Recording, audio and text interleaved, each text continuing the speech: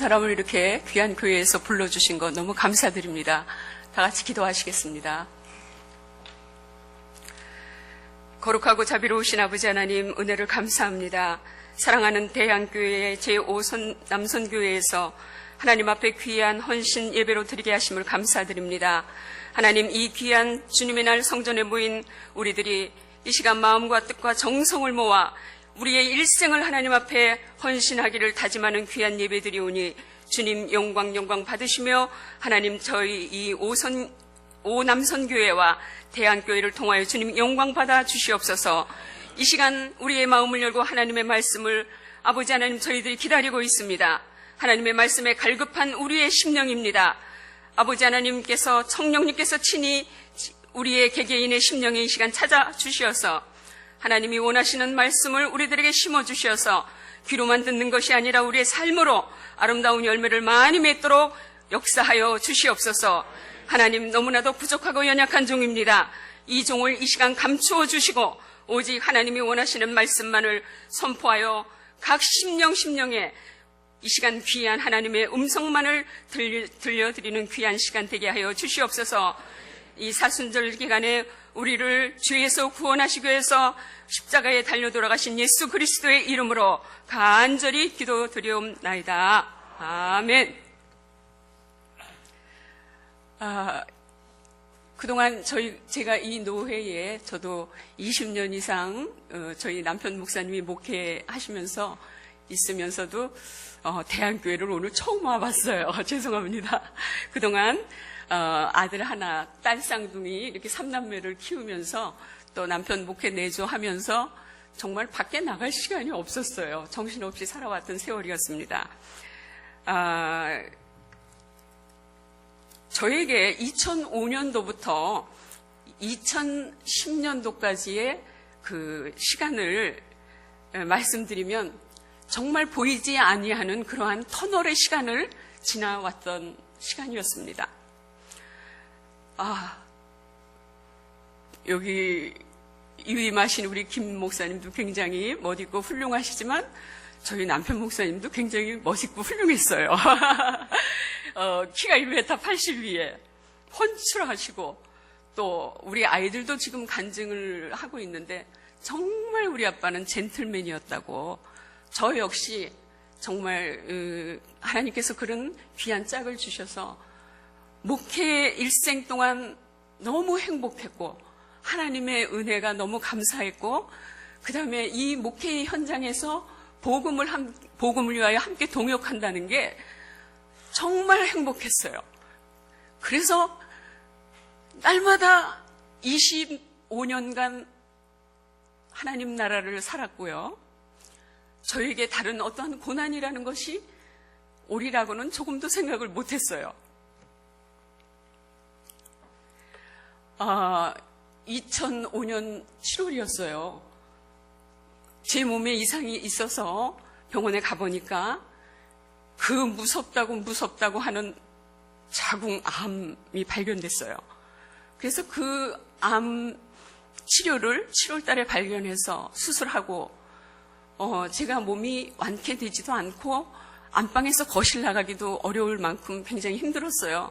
그리고 방사선을 30회를 마치니까 이 제 온몸의 컨디션이 평상시의 그런 컨디션이 아니에요. 조금도 그런 컨디션은 느껴볼 수 없고요. 머리끝부터 발끝까지 막 뒤틀리는 것 같은 그런 그 컨디션이요. 막 쑤시고 뭐 견딜 수가 없어요. 그러나 또 수술도 하게 하신 하나님께서 나의 치유도 하나님께서 해주시리라 믿고 기도하면서 그 긴 시간을 지나고 있을 때 한 6개월이 지났습니다. 어느 날 남편 목사님이 들어오시면서 하는 말씀이 내가 지금 몸에 이상이 있다. 그 무슨 이상인가. 그리고 제가 계속 누워있던 사람이 조금 놀랬지만 그래도 저 사람이 저런 소리를 하는, 웬만큼 아파서는 아프다 소리를 하는 사람이 아닌데, 그러더니 혈변을 본다는 거예요. 그 즉시 병원을 찾아서 진단을 받은 결과 집 앞에 병원에서도 당신은 행운아입니다. 또 현대하상병원에서도 당신은 행운아입니다. 촉이라는 거예요. 위암 촉이.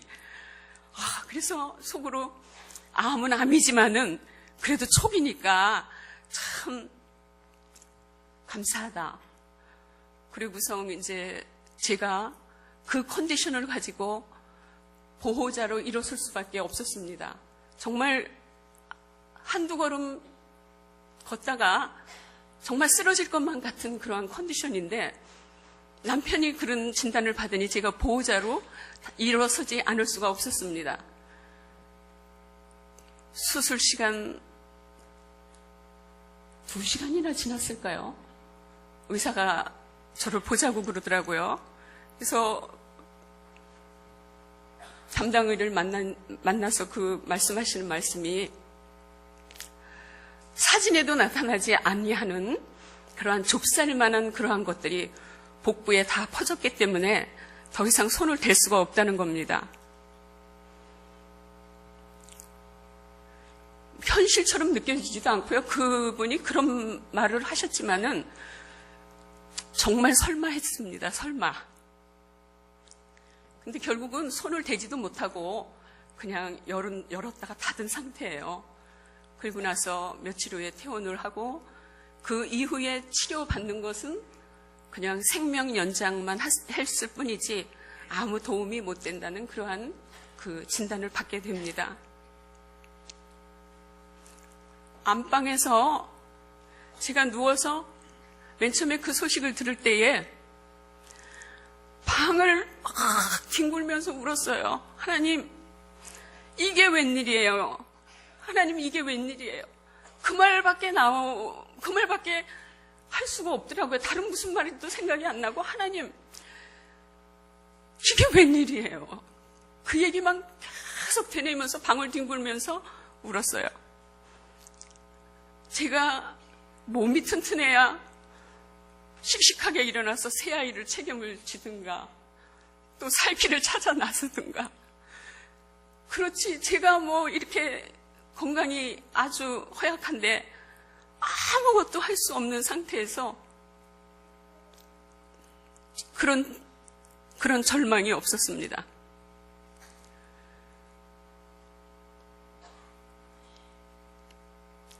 결국 남편은 1년 방사선 13번째 맞으러 갔다가 더 이상 그 컨디션이 허락지를 않아서 포기하고 병원에서 결국은 투병 생활 1년 만에 하나님의 부르심을 받았습니다. 그때도 제가 이 컨디션이 안 좋기 때문에 밥 한 2숟가락 갖고 제가 하루를 살았던 것 같아요. 정말 부모님도 계시고 형제들도 계시지만은 각자의 삶이 다 있기 때문에 제 삶을 누구도 대신해 줄 사람이 없지요. 그래서 그 몸을 끌고 일어나서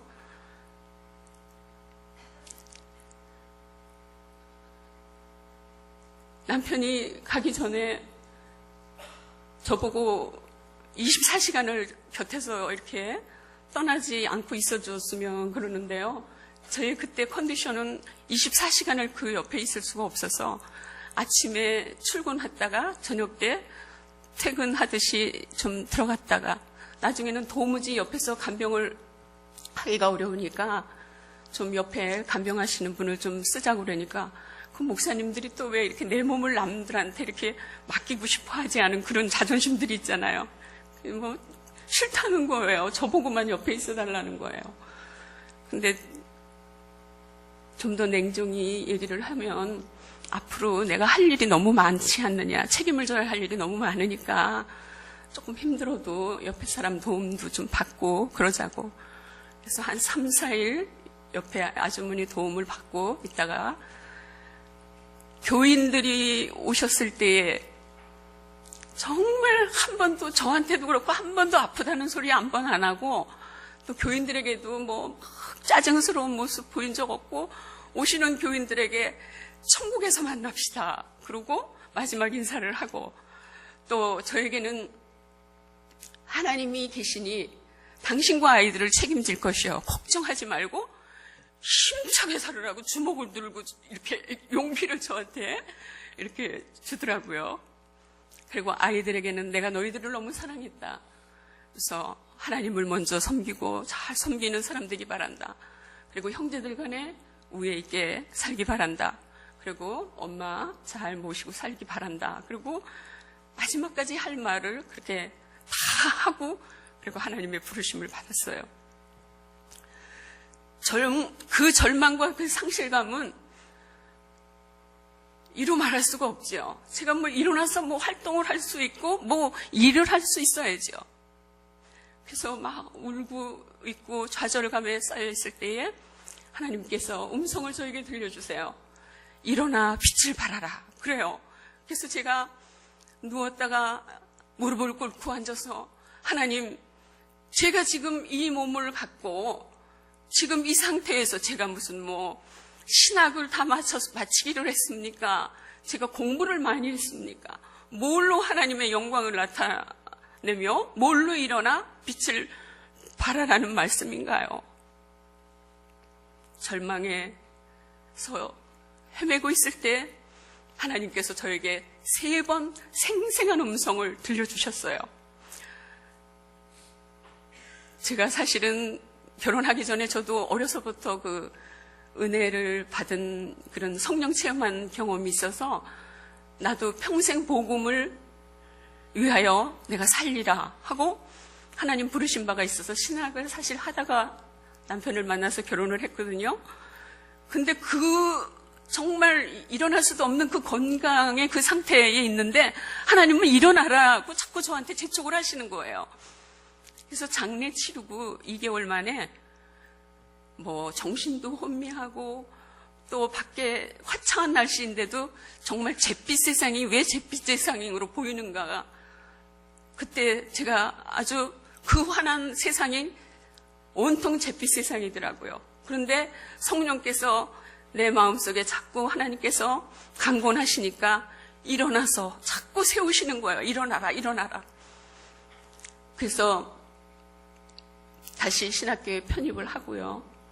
맨 처음에는 어떤 때는 필통도 안 가져온 적도 많았고, 어떤 때는 과목 책도 제대로 챙겨오지도 않고, 그냥 일어나서 주님 그 말씀이 있는 곳에, 주님이 역사하시는 곳에 저 피할 곳, 집에 있으면 미쳐버릴 것 같으니까 일어나서 거기 가서 하루에도 하나님의 말씀을 듣고 오지 않으면 제가 견딜 수 없었어요.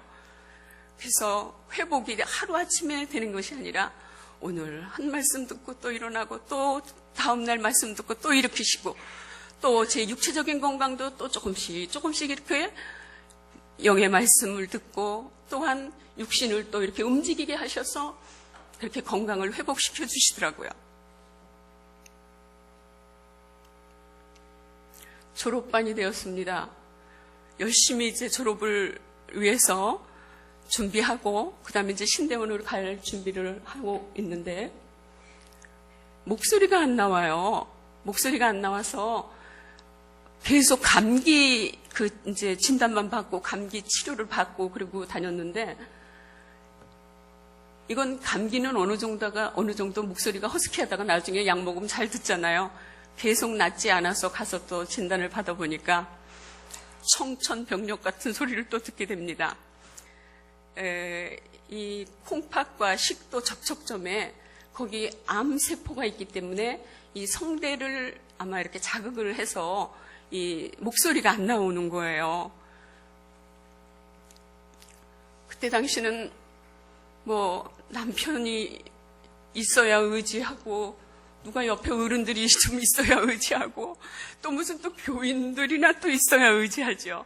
남편 길동에서 저희가 한 10년 개척 목회하면서 53명까지 모였습니다. 그래서 자립해가고 다시 이제 이렇게 발걸음 한 걸음 이제 발돋움 할 때에 그렇게 남편이 하나님의 부르심을 받았으니까 교인들은 죄송해요. 저도 그럴 거예요. 남편 목사님 목자가 떠나시니까 다 떠나시더라고요. 그래서 제가 남편 하나님의 부르심을 받아서 정말 많이 울었고요. 그렇게 다정하고 그렇게 사랑을 많이 주셨던 그 집사님, 그 권사님 다 어디로 가셨는지 다 떠나셨어요. 그래서 제가 울면서 나 같으면은 옆에 있는 사람이 저런 슬픔을 당하면 옆에라도 있어줄 것 같은데 정말 냉정하다. 그리고 목사님 계실 때 아주 제일 잘하시던, 정말 다른 사람들이 집사님은 너무 목사님한테 잘한다고 막 질투를 하고 그랬던 그 집사님도요, 어떻게 제가 좀 애들 데리고 좀 기대지는 않을까, 그리고 아주 겁먹은 모습이 역력해요. 다 떠나셨습니다.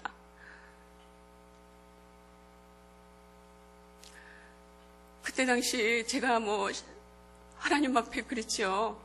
하나님, 그래도 젊은 사람들이 일찍이 하나님 앞에 소명을 받고 복음을 위하여서 살겠다고 이렇게 살아왔는데 지금 이게 웬일이에요. 저는요, 이젠 평신도로 살 거예요. 저 뒤에서 하나님께 예배 드리고 예배 안 드리고 살 수는 없으니까 구원받은 백성으로서 이제는 앞에 나서서 막 이렇게 살고 싶지 않아요. 그러면서 이제 마음을 이제 그렇게 막 다지고 있었어요. 그랬더니 하나님께서는 한번 그렇게 택한 백성을 하나님이 그냥 놔두시겠어요? 저도 또 모태신앙이에요. 어려서부터 신앙교육 받고 자랐고 엄마 아버지가 장로님 권사님이시고 또 주일학교서부터 말씀을 그냥 귀가 닳도록 듣고 그렇게 그 모든 과정이 벌써 하나님께서 하나님의 사람으로 훈련시켜 오신 과정인데 그렇게 하루아침에 또 하나님이 놓으시겠어요? 안 놓으시지. 그래서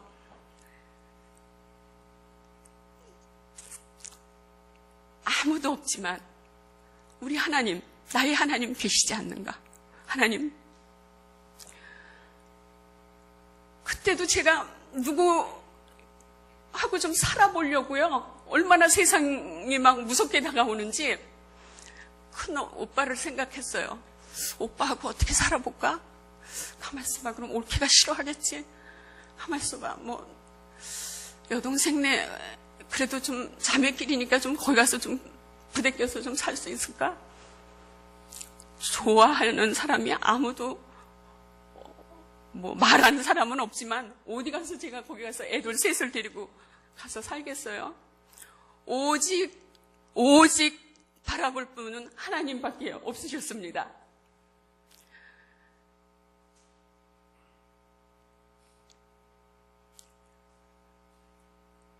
교인들이 지금에서는 그래요.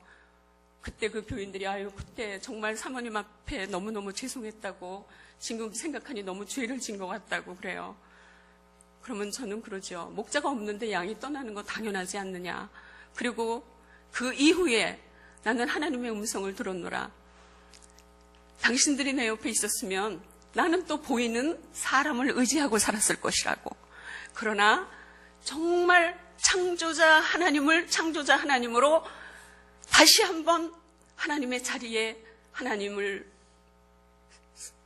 계시는 그 자리에 하나님을 모시게 됐고, 그 다음에 그 많은 감사하지 못하고 살았던 것을 감사를 회복하게 됐고, 또 나는 저 뒤에 앉아서 평신도로 살아갈 거예요 그랬는데 하나님께서 나를 또 이렇게 세워주셔서, 하나님이 택한 백성의 사명이 있다면 우리 모두가 무엇이겠습니까? 생명 있는 동안에 하나님의 영광을 위하여서 살고, 생명 있는 동안에 죽어가는 영혼, 오늘도 길이 참으시는 하나님의 그 뜻을 위하여서 우리 모두가 다 부름받은 백성인 줄 압니다. 저 역시도 그 하나님의 그 부르심 앞에 다시 하나님 앞에 저의 모습을, 저의 모든 것을 내려놓고 하나님 앞에 순종하게 됐습니다. 그때 아직까지도 마음이 이렇게 완전히 믿음으로 서지 못했는데 역사신학 교수님이 하루는 들어오셔가지고요. 강의를 시작하시는 게 아니라 책도 강대상에 뭐 제대로 놓지도 않으신 상태에서 오늘 이 자리에 남편을 먼저 보낸 사람이 있습니까? 아내를 먼저 보낸 사람이 있습니까? 저 뒤에서 쭈그리고 이러고 앉아있다가 저건 또 뭔 소린가 그러고 슬쩍 고개를 들고 쳐다봤어요. 창조자 하나님이 내가 내 마음대로 창조했다가 내가 내 뜻대로 사용하다가 내가 때가 돼서 그를 불러가는데 왜 하나님은 그러셨나요? 그러고 지금 하나님 앞에 대드는 자가 있느냐고. 그래서 저한테 하시는 말씀인 줄 알고 고개 푹 숙이고 아멘, 아멘, 아멘. 다른 사람은 모르지만 몇 번이고 하나님 앞에 아멘으로 화답하게 됐습니다. 하나님 맞습니다. 왜 이렇게 복음을 위하여서 살아갔는데 왜 남편을 데려가느냐고 이렇게 하나님 앞에 항변했던 것 하나님 용서해 주세요. 그리고 그때 당시 조직신학 교수님하고 상담을 하게 됐는데 나는 이제 평신도로 살 거예요. 그랬더니 그 조직신학 교수님이 아니 사모님 지금 우리가 하나님 앞에 지금 천국을 침노하는 자로 지금 끝까지 달려가야 되는데 나는 이제 좀 쉬겠습니다 하는 말이 무슨 말씀입니까? 하나님은 지금도 지금 그 계획과 그 섭리를 가지시고 계속적으로 지금 복음을 위하여 달려가기를 원하시기 때문에 오늘 이 자리까지 하나님께서 인도하신 것입니다. 그래서 그 두 교수님의 말씀을 듣고 제가 깊이 그동안의 의문이 다 풀리고 다시 또 일어나서 갈 길을 재촉하시는 하나님의 은혜 속에서 이렇게 달려오게 됐습니다. 아까도 이제 말씀드리다 말았지만 이 종격동에 그 암이 세포가 있어서 그렇게 돼가지고 이거는 뭐 거기 어떻게 잘라내고 뭐 이렇게 할 수 있는 수술이 아닌가 봐요. 진단이 어떻게 나왔냐면은 항암 6회, 방사선 30회. 여러분 방사선 30회, 항암 6회라는 거가 여러분들 가늠이 안 되시겠지만은요. 방사선 한 번 받고 오면요. 온몸이 나른해져요. 2번 받고 오면 이제 변화가 자꾸 오는 거죠. 근데 저 같은 경우에 여기 중심에 여기다가 방사선을 쓰니까 이 10도를 이렇게 태웠나 봐요. 그 밥 한 숟갈 먹던 것, 밥 반 숟갈, 반 숟갈이 스푼 하나. 그 다음에는 이제 여기서 이렇게 손가락으로 이 물, 우리가 얼마나 이렇게 자유롭게 마시는 거예요? 요 한 방울도 삼킬 수가 없어요. 얼마나 여기가 아픈지. 그러면서 제가 그때 9월 30일 날 진단받았는데 11월 30일까지 방사선 30회를 맞춰야 되는데요. 15회 마치고 나서는 도무지 받을 수가 없어요. 너무 힘들어서. 그래서 제가 자녀 아들한테 그랬어요. 이제는 엄마가 이래주구나 저래주구나.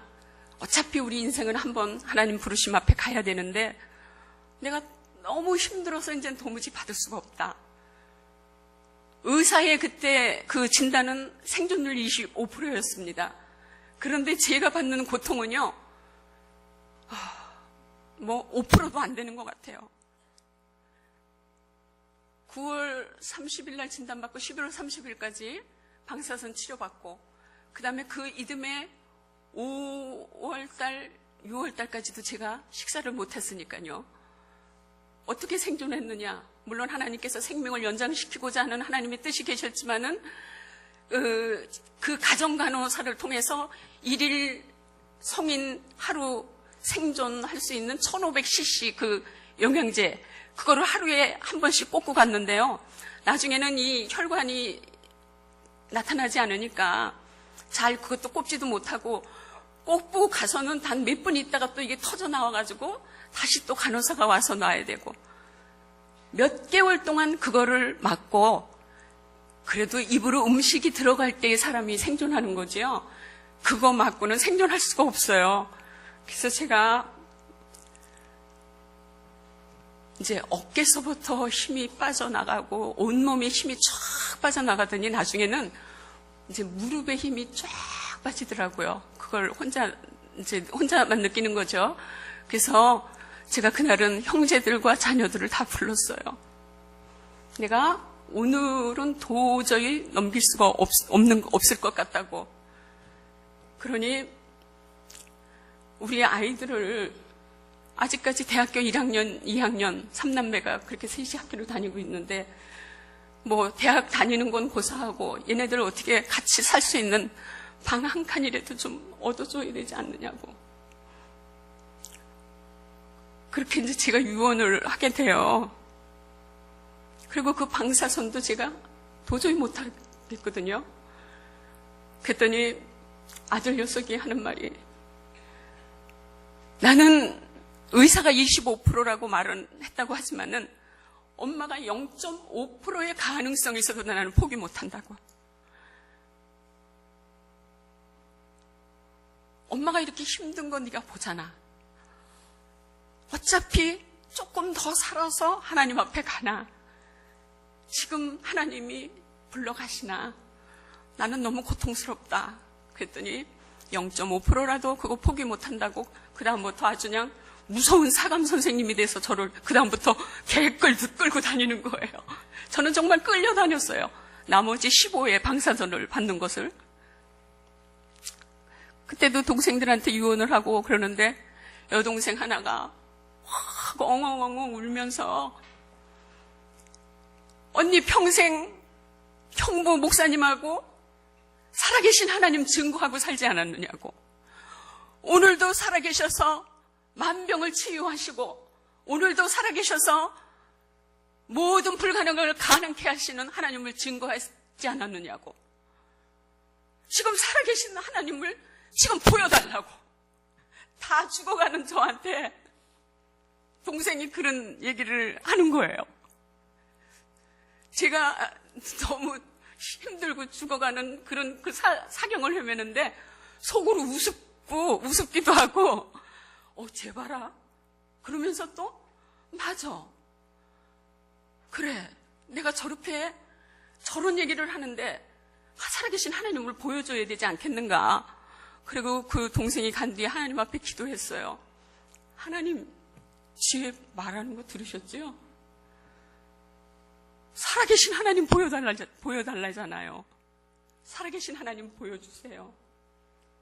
그리고 그날 그런 기도를 드리게 됐어요.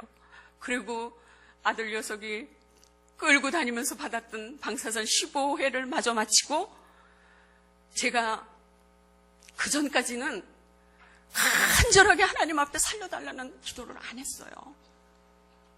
하나님이 안 계셔서가 아니라, 하나님을 믿지 못해서가 아니라, 정말 그 부부간의 그 한 방향의 목적을 향해서 살아오던 동역자가, 남편이 먼저 하나님의 부르심을 받으니까 저도 모든 것이 다 포기가 되는 거예요. 그리고 막 사탄이 저한테 속삭이기를, 같이 잘 살다가 같이 가는 것도 복이요, 이렇게 저한테 속삭이고, 그 삶의 희망을 자꾸 끈을 놓게 하는 거예요, 사탄이가. 근데 그것이 결코 하나님의 뜻이 아니라는 것을 성령께서 자꾸 저에게 또 말씀하시는 거예요. 네가 살아 역사하시는 창조자 하나님, 전능자 하나님을 믿는다면 왜 나한테 기도 안 하니?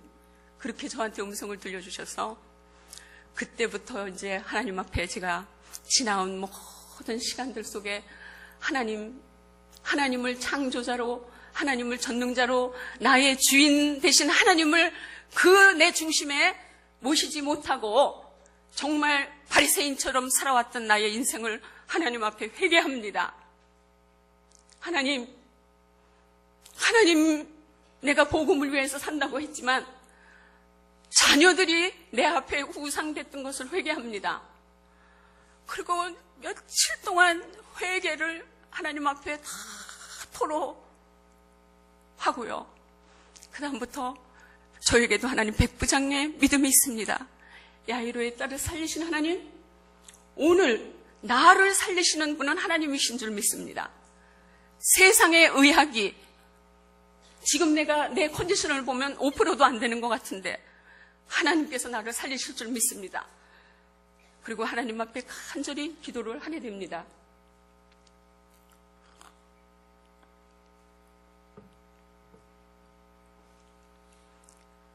그리고 그 자리에서 모든 믿음의 선진들이 걸어왔던 그 길을 이렇게 생각해 보니까 하나님이 광야에 세우실 때가 있고 또 하나님께서 쓰실 때가 있고 또 그 과정이 다 있잖아요. 그 과정 속에 나도 한 과정을 지금 겪고 있는 거지 하고 깨달으면서 하나님 나의 생명을 연장시켜 주시면 하나님 다시 한번 또 주의 복음을 위하여서 어디든지 가겠나이다. 하나님 앞에 그런 또 고백을 드리게 됩니다. 여러분, 그날 저녁 때요, 입에다가 물을 한번 찍어보고 싶은 충동이 생기는 거예요. 그래서 헐떡 일어나서 가서 제가 물을 이렇게 커피 스푼에 떠가지고 입에다 놓는데 그 한 방울이 글쎄 넘어가는 거예요. 그래서 하나님 감사합니다. 내가 건강할 때는 화장실에서 볼일 보는 거라든가 입으로 삼키는 거라든가 또 내가 걸어 다닐 수 있는 거라든가 이 일반적인 생활 속에서 하는 일을 감사하지 못하고 살았던 것 하나님 용서해 주세요.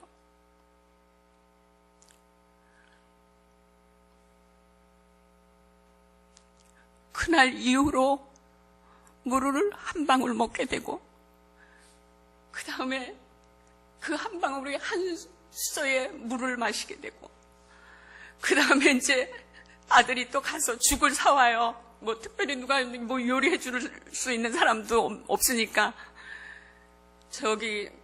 그때 그 죽집 우리 하남 죽집 제가 돈 많이 벌어줬을 거예요.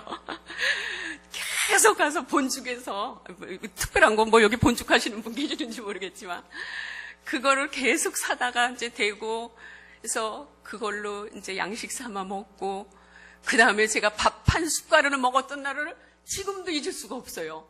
여러분 보약 우리가 안 먹어도 된다는 걸 제가 그때 느꼈어요. 밥 한 숟가락 먹었던 날을 제가 생생히 기억하는데요. 제가 그 밥 한 숟가락 먹고 온 천하를 다 들어 올릴 것 같더라니까요. 그래서 여러분 우리 이렇게 건강해서 입으로 밥 넘기시는 거, 그 다음에 입으로 잡수시고 싶은 거 다 잡수실 수 있는 거, 여러분 가시고 싶은데 가실 수 있는 거, 이 시간 여러분들 정말 하나님 앞에 감사하시기 바랍니다. 가정에 또 우리 온 가족이 평안히 살아갈 수 있는 그 시간이 얼마나 감사한 것인지 또 감사하시기 바랍니다. 여러분 화장실에 가서 또 볼일 못 보는 것도 그것도 얼마나 고통스러운지 아세요? 약을 하루에 한 보따리씩 먹으니까 음식은 안 먹고 약만 먹으니까 이게 변비가 돼서요. 사람을 얼마나 고통스럽게 하는지요. 그렇다고 그때마다 뭐 병원에 갈 수는 없고요. 너무너무 고통스러웠습니다. 그래서 요즘은요, 밥 한 숟가락 먹으면서 하나님 감사합니다. 또 화장실 갔다 와서 볼일 보면서 하나님 감사합니다. 그래서 모든 게 감사해요. 모든 게 감사해요. 제가 지난주에 제5 남선교회 장로님과 우리 집사님들 저희 교회 찾아오셨을 때에 참 제가 감사한 마음은 이루 말할 수 없고 너무 마음 가득히 갖고 있는데 제 발걸음을 옮겨서 찾아뵙고 감사할 겨를이 없었습니다. 죄송합니다. 올해로 남편이 하나님의 부르심을 받은 지 8년이 됐는데 그동안에 상실감에서 일어나야 됐지요. 또 병치레 또 해야 됐지요. 그 다음에 또 공부하느라고 얼마나 힘든지요. 헬라어 히브리어를 하는데 제가 영어도 우리 하기 힘들잖아요.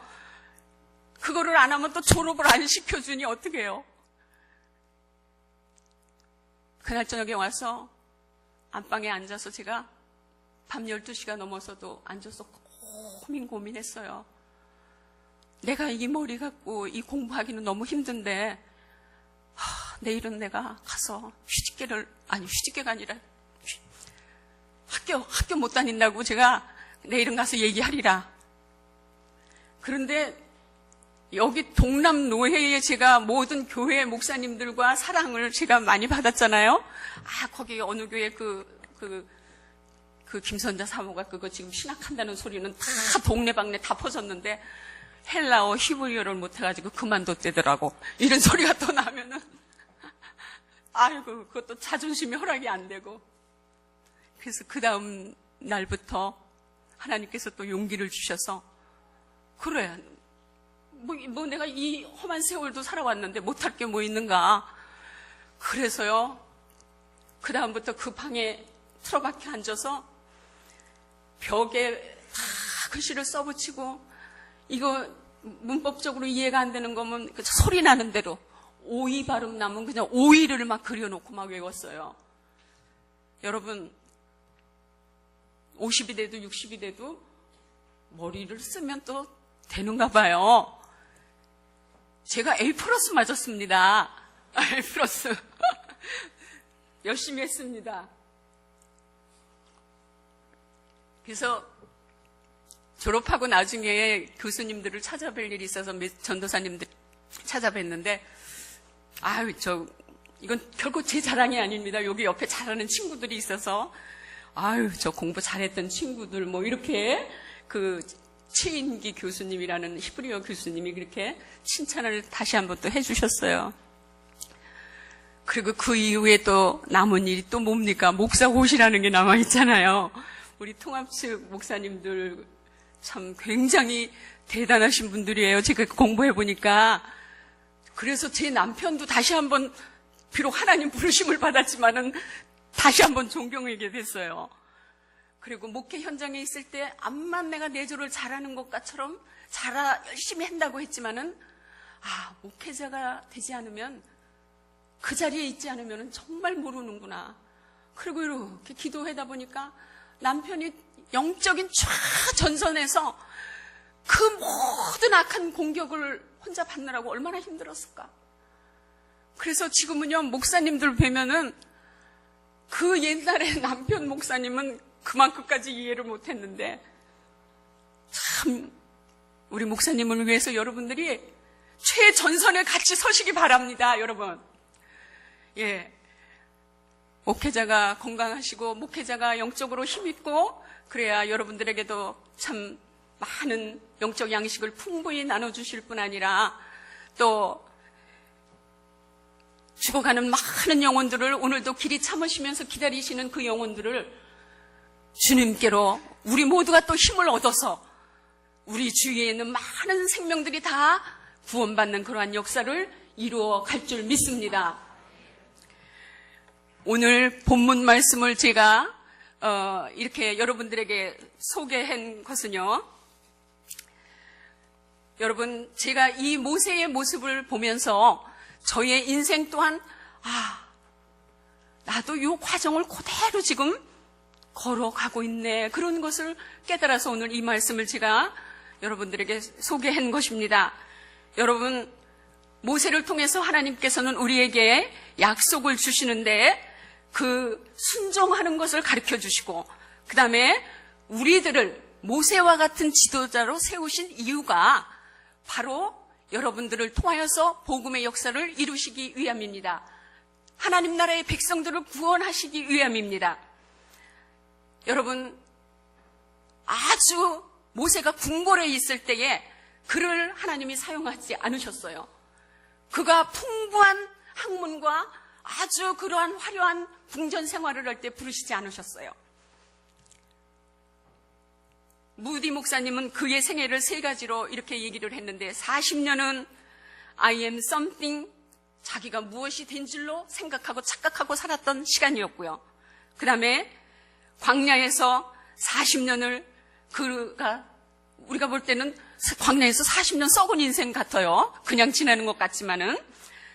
그리고 80세까지 모세는 I am nothing. 그러한 40년이었어요. 나는 아무것도 아니다. 나는 실패자다. 나는 별 볼 일 없는 자다. 라고 좌절하고 낙심하고 있던 그때였어요. 하나님께서 이스라엘 왕국 신앙 그들의 그 우상이 무엇입니까? 바로 오늘날 우리들이 갖고 있는 갖가지 우상들이 아닙니까? 세월 속에 포스트모즘의 이러한 문화 속에 우리가 젖어서 교회 안까지 깊이 뿌리가 내려져 있고, 우리가 또한 그 믿지 않는 사람들의 그 습관처럼 똑같이 그 습관 속에 빠져 있고, 환경의 지배 속에서 하나님보다는 나의 모든 삶이 우선시 되어 있는 이러한 명목주의적인 신앙생활을 하는 이 시대에 우리가 같이 지금 물들어 있는 내 모습을 보면서 또한 여러분들에게 말씀드리지 아니할 수 없습니다. 주여 주여 하는데 능력이 없는 그러한 크리스찬들이 됐어요. 찬송은 많이 하고 교회는 열심히 나오는데 밖에서는 욕을 얻어먹어요. 결국은 우리가 말씀은 많이 들어서 귀는 커져 있는데 삶에 열매가 없는 것입니다. 말씀을 우리가 들어야 되겠지만은 그 듣는 것에 그치지 않고 행함이 없으면 결코 우리를 통해서 하나님은 열매를 원하시는데 열매를 맺을 수가 없는 겁니다. 우리의 삶에 재복음화가 필요합니다. 진리로 돌아가시기 바랍니다. 0.001%도 아니면은 복음이 아니고 진리가 아닙니다. 하나님 부재의 삶을 살면서 신앙생활 한다고 감히 우리가 하나님의 영광을 가리우는 자리에 있지 않기를 바랍니다. 하나님은 이렇게 모세를 모든 것을 잃은 시간에 하나님께서는 내가 상한 갈 때도 꺾지 아니하고 꺼져가는 등불도 끄지 않는 그러한 사랑 속에서 그 광야에 있는 그 시간에 그를 사용하셨습니다. 제가 고통 중에 하나님 앞에 복음 앞에 내가 주인 삼은 모든 것을 내려놓았을 때에 주님께서는 내가 그렇게 의지하던 남편이 없는 세월의 8년 동안을 하나님께서 한 가지도 빠짐없이 다 역사하셔서 이루셨습니다. 하나님께서 여러분들에게 오늘 본문 말씀 2절에 있는 대로 떨기나무 불꽃의 신비를 보게 하시는 시간이 있었을 겁니다. 여러분 그때의 그 시간을 놓치지 마시고 주님의 음성에 귀 기울이시기 바랍니다.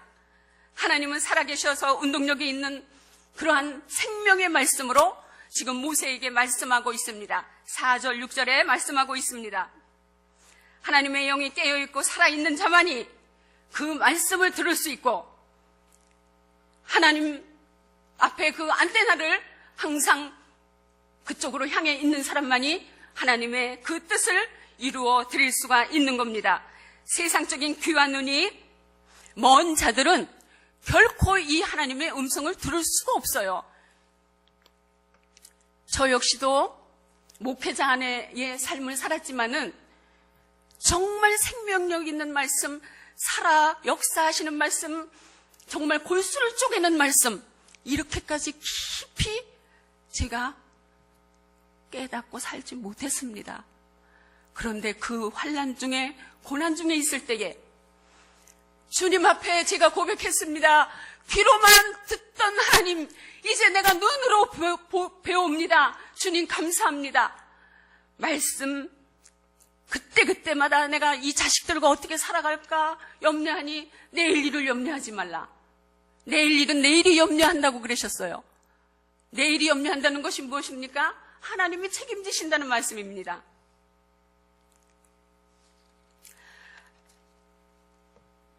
하나님은 오늘도 마음이 상한 자에게 관심을 갖고 계십니다.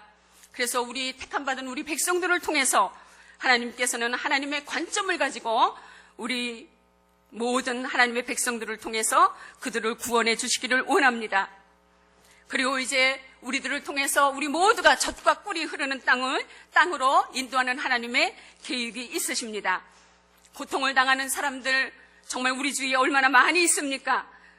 우리의 그 모든 그 고통을 당하는 그들을 우리가 함께 돌아보고 하늘의 행복을 함께 나눌 수 있는 그러한 모든 가난한 백성들이 되도록 우리에게 맡겨진 사명을 위하여 우리가 더욱더 헌신하는 모든 우리 대한교회의 모든 성도들이 되시기를 바랍니다.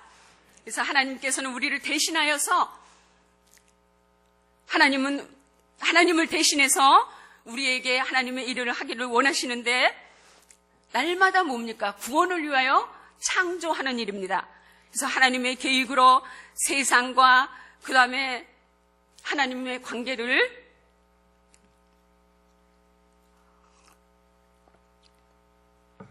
회복해 나가야 되겠습니다. 구원, 거룩하다는 것은 저번에 우리 오신 장로님들께도 말씀드렸지만 이렇게 교회 나와서 거룩하게 앉아있는 게 거룩이 아니잖아요. 거룩하게 기도한다고 해서 거룩이 아니고 그건 동사형이에요. 우리가 하나님의 사람으로 완전히 구별된 삶을 말하는 것입니다.